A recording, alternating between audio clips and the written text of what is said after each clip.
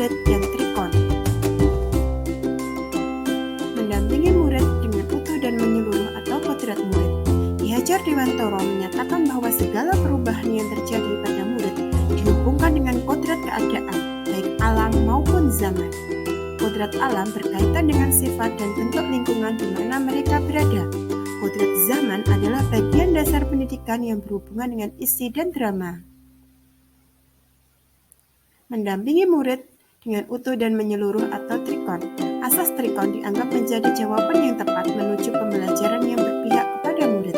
Dengan trikon, kontinu, konvergen, dan konsentris, guru dapat merancang pembelajaran yang berkelanjutan, terbuka, dan berdasarkan kebudayaan bangsa. Mendidik dan melatih kecerdasan budi pekerti, menumbuhkan budi pekerti. Mendidik dan melatih kecerdasan budi pekerti. Kecerdasan berpikir murid harus dapat mengembangkan budi pekerti atau watak murid yang tidak hanya dibentuk di sekolah, tetapi dalam keluarga dan lingkungannya.